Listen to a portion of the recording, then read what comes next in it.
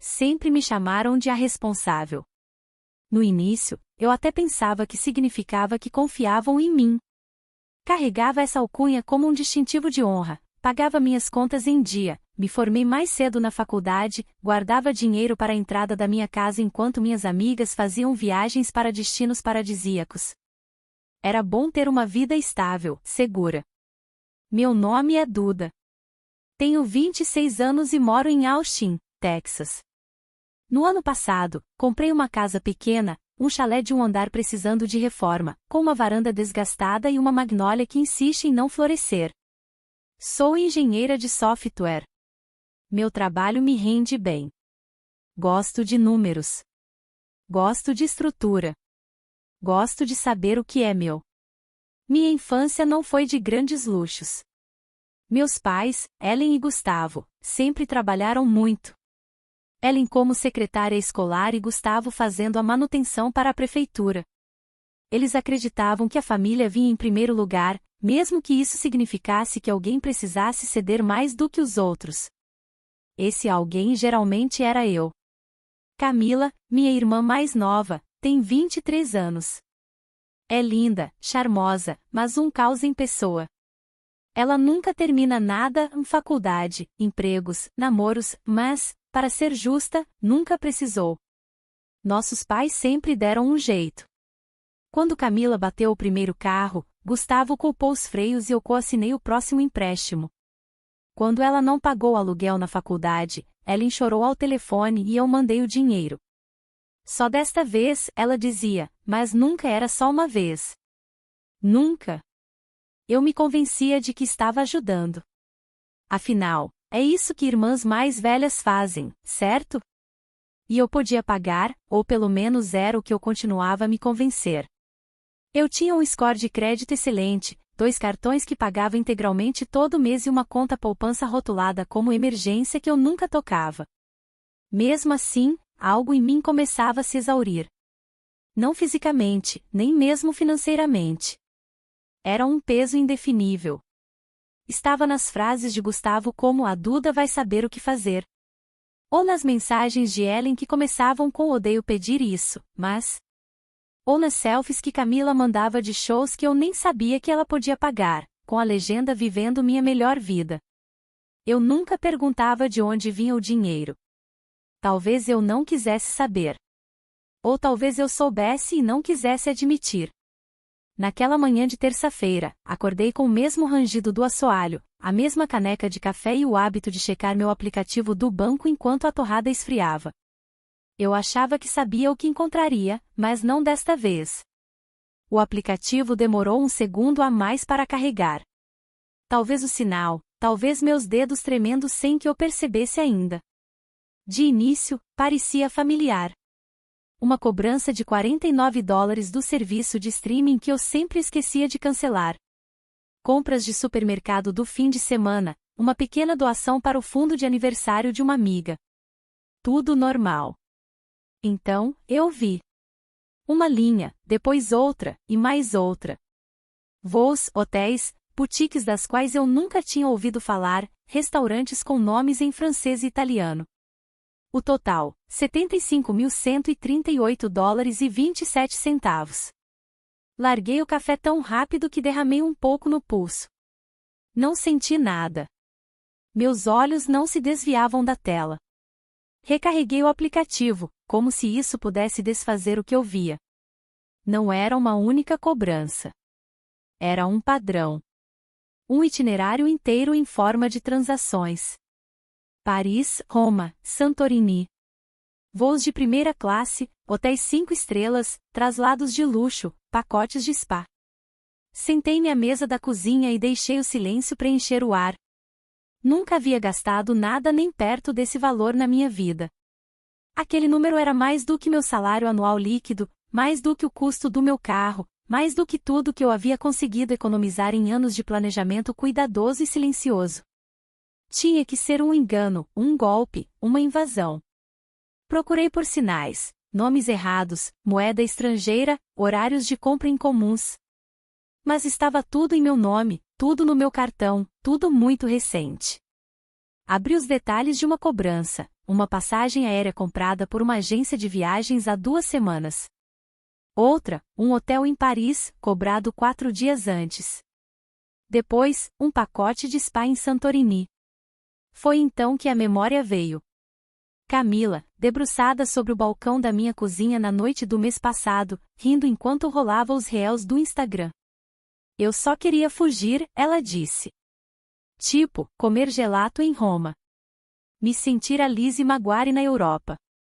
Eu tinha prestado atenção só pela metade na época. Agora, meu estômago gelou. Não podia ser. Não deveria ser. Mas algo me dizia que eu precisava fazer um telefonema. Não liguei para o banco. Ainda não. Meu dedo pairou sobre o ícone, mas um instinto, medo, esperança, me disse para fazer outra ligação primeiro. Gustavo atendeu no 3º toque. Oi, Duda, ele disse, como se fosse uma ligação de domingo para saber como eu estava. Como se eu não tivesse acabado de descobrir que meu mundo financeiro estava de cabeça para baixo. Pai, eu disse, minha voz mais tensa do que eu queria. Você usou meu cartão de crédito recentemente? Houve uma pausa. Não muito longa, mas o suficiente. Ah, isso, ele respondeu, como se eu tivesse perguntado sobre uma tampa de Tupperware perdida. Sim, sua mãe e eu reservamos a viagem da Camila com o seu cartão. O limite dela não era alto o suficiente. Eu pisquei. Vocês usaram minha conta? Sem me avisar. Bem, a gente ia avisar, ele disse rapidamente. As coisas ficaram corridas. Você está sempre trabalhando. Não queríamos te incomodar. Não queriam me incomodar? Com $75.000. Levantei-me e fui até a janela, como se mover meu corpo pudesse ajudar minha mente a processar. Vocês reservaram uma viagem inteira para a Europa, eu disse lentamente, no meu cartão. Para a Camila. Sim, para a Camila, ele respondeu. Você sabe o quanto ela queria isso. Eu não respondi. 1 segundo depois, ouvi a voz de Ellen no viva voz. Querida, não fique chateada. É família. A gente se ajuda. Ela está se divertindo como nunca. Você não tiraria isso dela, tiraria? Minha mão se fechou em um punho. Não de raiva, ainda não. Mas de descrença com a calma com que eles estavam tratando a situação. Ela está postando fotos, Ellen continuou. Ela parece tão feliz. Você viu a vista da Torre Eiffel do hotel dela? Deslumbrante. E Gustavo fez um upgrade para o assento de primeira classe. Uma pequena surpresa. Fechei os olhos. Uma pequena surpresa com o meu dinheiro. Vocês não pediram, eu disse. Minha voz estava baixa, fria. Vocês gastaram R$75.000 no meu cartão sem a minha permissão. E acham que isso está certo? É família, Gustavo repetiu. Você ganha bem, Duda. Sempre foi boa com as finanças. Camila não tem o que você tem. Ela merece isso. Você pode lidar com isso. Lá estava de novo. Você pode lidar com isso, como se fosse meu trabalho. Como se sempre tivesse sido meu trabalho. Não quando eu fazia turnos extras para pagar meus empréstimos estudantis. Não quando eu pulava férias para economizar para a entrada de uma casa.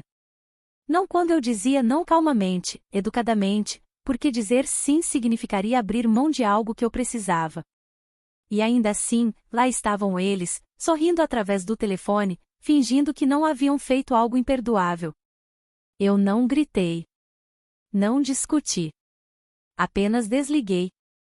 A ligação terminou, mas o silêncio permaneceu, cortante. Eu estava na cozinha, o telefone ainda na mão, a linha agora morta, mas ecoando com as vozes deles. Então, um ping suave, notificação do Instagram. Eu não queria olhar, mas meu polegar se moveu por conta própria. Camila postou uma nova foto. Ela estava em um terraço branco com cúpulas azuis ao fundo, Santorini. Óculos de sol empurrados para o cabelo, um coquetel na mão, aquele sorriso despreocupado e sem esforço que ela sempre sabia exibir. A legenda dizia: "Obrigada, mana. Vivendo minha melhor vida no paraíso." Olhei para a tela, não só por causa da foto, mas por causa da legenda. Obrigada, mana. Ela sabia. Não apenas que a viagem havia sido reservada, não apenas que outra pessoa havia resolvido. Ela sabia que era eu. Meu nome, meu cartão, meu sacrifício. E ela não tinha vergonha. Ela estava se exibindo. Voltei à nossa última conversa, 3 semanas atrás. Ela havia aparecido em casa por uns 20 minutos, disse que estava planejando algo grande. Quando perguntei o que ela queria dizer, ela riu, enrolou uma mecha de cabelo e disse: "Você vai ver." Naquela época, pensei que era outro de seus sonhos. Ela tinha muitos desses: começar um negócio, ir para a escola de culinária, fazer um retiro de yoga em Bali. Muita conversa, pouca ação. Eu não fiz perguntas. Eu achei, ou talvez esperasse, que aquilo também se dissolvesse como os outros. Lembrei-me de outra coisa.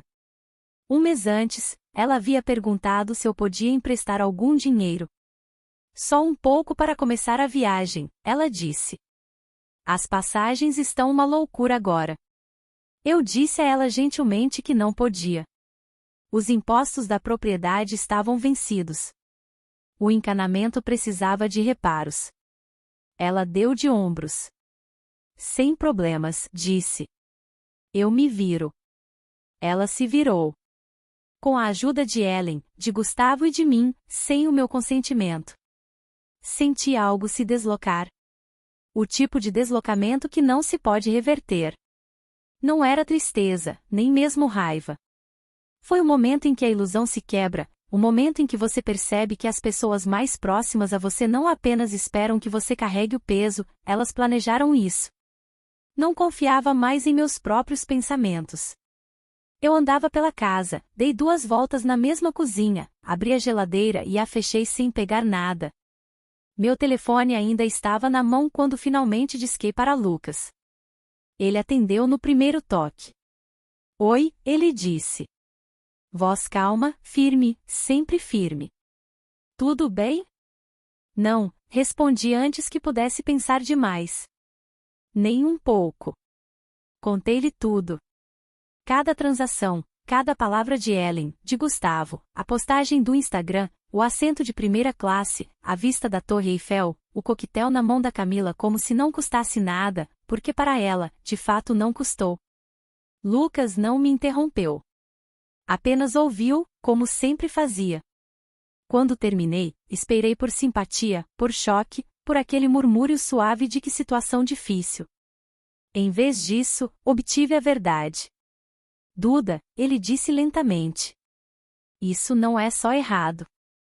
Isso é fraude. Eu pisquei. Eu não tinha dito a palavra ainda. Nem mesmo na minha cabeça. Isso é roubo, ele acrescentou. Cobranças não autorizadas, uso indevido de crédito. E não é um estranho do outro lado do mundo. São seus pais. Sua irmã. Isso não torna a situação melhor. Torna pior. Sentei-me nas escadas. Minhas pernas não funcionavam direito.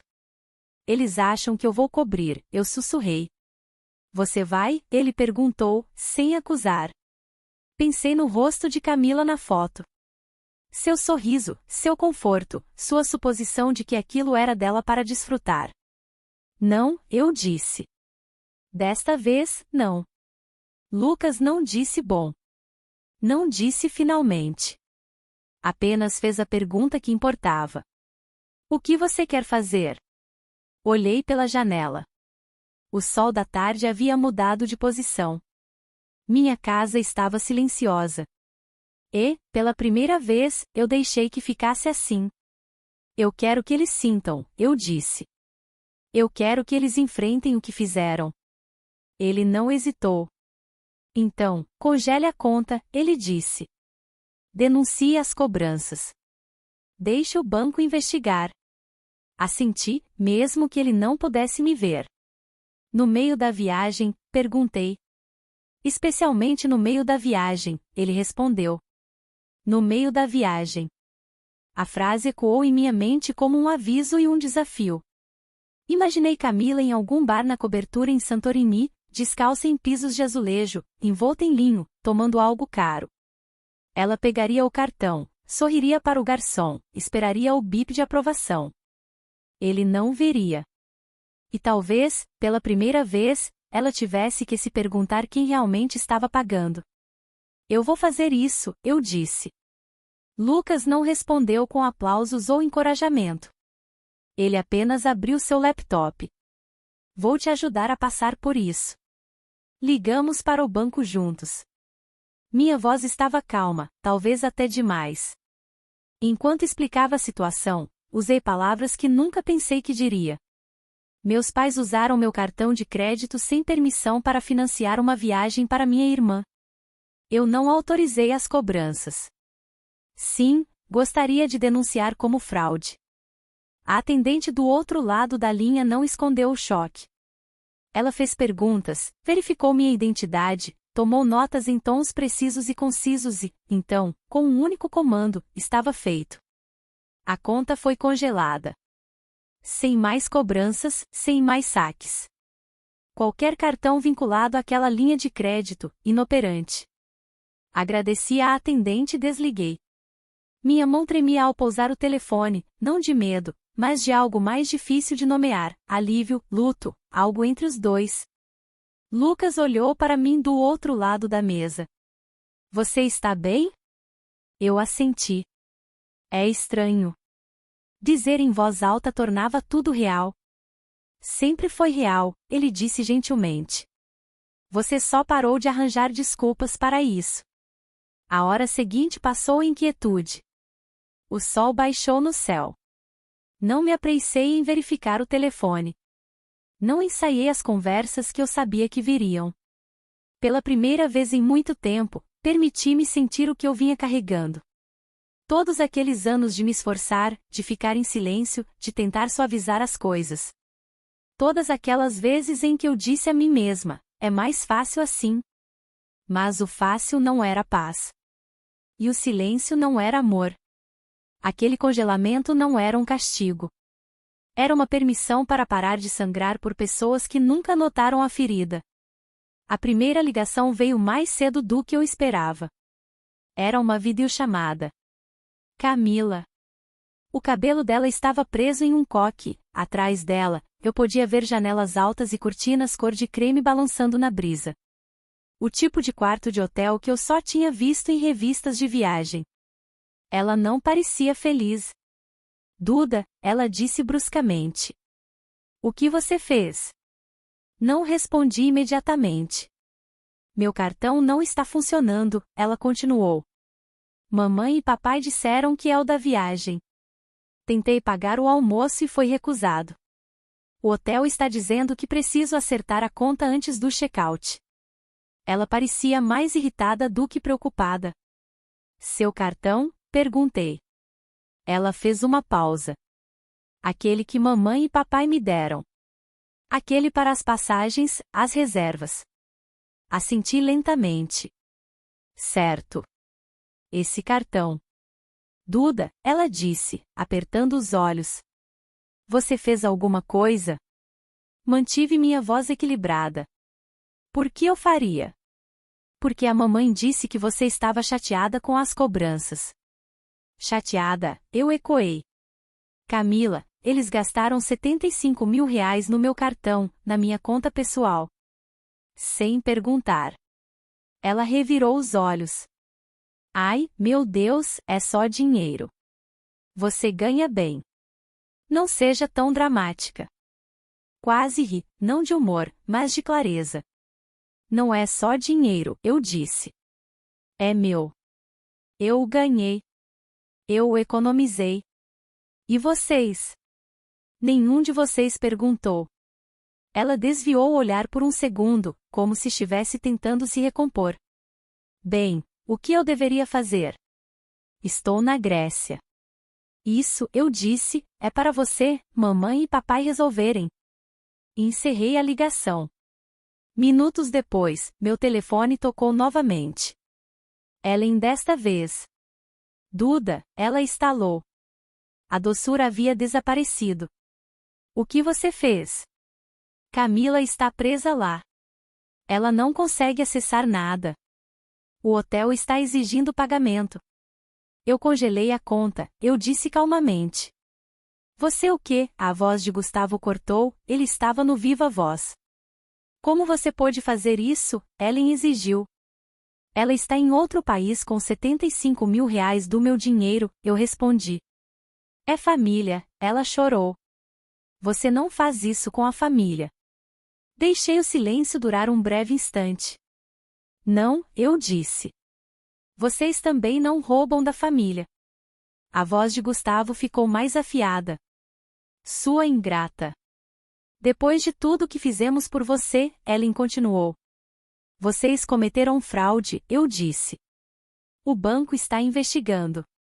Isso os calou. Você não faria isso, Gustavo disse, mas sua voz havia perdido a acidez. Tente, eu disse. E então desliguei. O feedback negativo não ficou só entre nós. Aparentemente, meus pais haviam começado a fazer controle de danos. Eles me pintavam como ingrata, fria, exagerada para a família. Depois de tudo que fizemos por ela, imaginei-os dizendo, ela cortou a Camila no meio da viagem, a deixou presa como uma espécie de punição. Não atendi a maioria das ligações, mas quando o nome da tia Regina apareceu, eu atendi. Ela parecia hesitante no início, depois suave. Querida, é verdade? Ela perguntou. Eles usaram seu cartão? Eu não rodei. Não exagerei. Sim, eu disse. 75 mil reais sem perguntar. Para a viagem da Camila. Silêncio. Oh, Duda, ela sussurrou. Isso é terrível. Foi a primeira vez que alguém da minha família não tentou desculpar. Não chamou de mal-entendido, não me culpou por não deixar pra lá. Desliguei e fiquei com isso por um tempo. A notícia se espalhou, e os números não mentiam. É difícil justificar 75 mil dólares cobrados sem permissão, especialmente quando uma filha trabalha por tudo e a outra nunca faz nada. Por alguns dias, meu telefone não parou de acender. Ellen alternando entre culpa e raiva. Gustavo ameaçando ações legais. Camila enviando mensagens vagas que oscilavam entre você arruinou tudo e eu não sabia que era tão grave. Eu li todas elas, depois as arquivei. Não bloqueei ninguém. Não gritei. Apenas me afastei. Comecei a transferir meu dinheiro para um novo banco, mudei as senhas de tudo, e-mail, contas na nuvem que eu não pensava há anos. Atualizei meus contatos de emergência. Tirei Ellen e Gustavo. Eu tinha que fazer isso. Cada passo parecia colocar um novo tijolo. Uma pequena parede sendo erguida, não para me isolar do mundo, mas para me proteger. Lucas me ajudou a encontrar um advogado apenas para entender meus direitos. Ele disse que eu estava protegida. Que denunciar a fraude não era apenas legal, era necessário. Que eu tinha todo o direito de proteger o que era meu. Não planejava processar. Não queria escalar a situação. Eu só queria que parasse. Eu sabia que talvez nunca visse aquele dinheiro novamente. Mas eu havia parado o sangramento. Só isso já parecia uma vitória. A casa ficou silenciosa naquela semana, mais silenciosa do que o normal, mas não era o tipo de silêncio solitário. Arrumei o quarto de hóspedes, reorganizei minha despensa. Comprei até uma chaleira nova, daquelas que assobiam. Algo no som fazia o silêncio parecer intencional. Camila eventualmente voltou para casa. Eu não perguntei como. Soube por uma prima que ela pediu dinheiro emprestado, se virou para conseguir voos mais baratos, que chorou no aeroporto quando o lounge não a deixou entrar sem o cartão. Não senti alegria ao ouvir isso. Apenas senti que estava exausta. Eu não precisava de um pedido de desculpas. Não precisava do dinheiro de volta. Eu precisava do silêncio, da quietude, da ausência de expectativas. Por tanto tempo, ser a responsável significava dizer sim, consertar as coisas, fazer tudo funcionar. Mas responsabilidade não significa sacrificar-se por pessoas que nunca sequer perguntaram se você estava bem. Significa traçar a linha quando ninguém mais o fará. Significa saber quando parar, mesmo que seja no meio da viagem. Eu não queimei pontes. Não bati portas. Apenas parei de abri-las. E, pela primeira vez na minha vida, estava tranquilo da maneira certa. Minha paz começou onde o direito deles terminava. Obrigada por ouvir a história de Duda. Se você gostou desse vídeo, por favor curta e compartilhe para nos apoiar a trazer mais histórias inspiradoras, e se inscreva no canal para não perder nenhum lançamento. Até o próximo vídeo.